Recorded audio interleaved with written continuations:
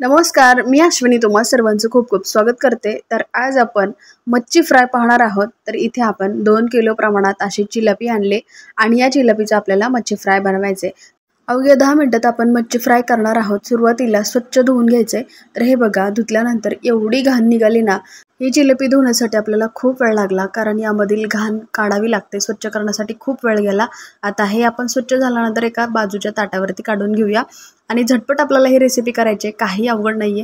तर इथे आलं लसूणची पेस्ट टाकायची, अर्धी वाटी टाकलेली आणि त्यानंतर हळद टाकायचे। तर इथे एक मसाला टाकायचे, तो म्हणजे तवा मच्छी फ्रायचा मसाला टाकायचा, रेडीमेड आहे। यामध्ये सगळे मसाले ॲड असतात, मिरची मसाला सगळं ॲड असतं, किंवा मीठ सुद्धा टाकायची गरज लागत नाही। तर हा मसाला रेडीमेड खूप छान मिळतो। तर इथे मी एक पॅकेट असा मसाला ॲड केलाय। आता हे सगळं एकदा मिक्स करायचे आणि कमीत कमी 1 तासासाठी मॅरिनेट करायला ठेवायचे। तर तुमच्याकडे वेळ कमी असेल तर तुम्ही अर्ध्या तासासाठी सुद्धा ठेवू शकता। अर्धा तास जवळजवळ आपले झालेले आहेत। आता कडकडीत असं गरम तेल करायचे।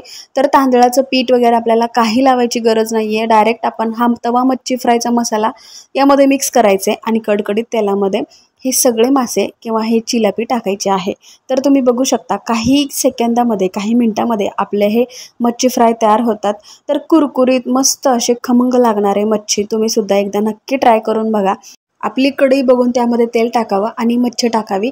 तर हे सगळे चिलपी आपण एकत्र मिक्स केले आणि यानंतर फ्राय करायला घेतलेले। तर फ्राय करताना कुरकुरीत होईपर्यंत आपल्याला हे फ्राय करून घ्यायचे, कारण कुरकुरीतपणा जोपर्यंत येत नाही तोपर्यंत मच्छी चवदार लागत नाही। असं प्रत्येक जणांची मासे बनवण्याची पद्धत ही वेगळी असते, वेगवेगळ्या पद्धतीने बनवतात। पण ही झटपट होणारी मच्छी फ्राय किंवा चिलपी फ्राय तुम्ही सुद्धा एकदा नक्की ट्राय करा। काय मग मंडळी, तुमच्या सुद्धा तोंडाला पाणी सुटलंय ना? सुटलंच असेल, तुम्ही सुद्धा एकदा नक्की ट्राय करा आणि मला कमेंट करून सांगायला विसरू नका।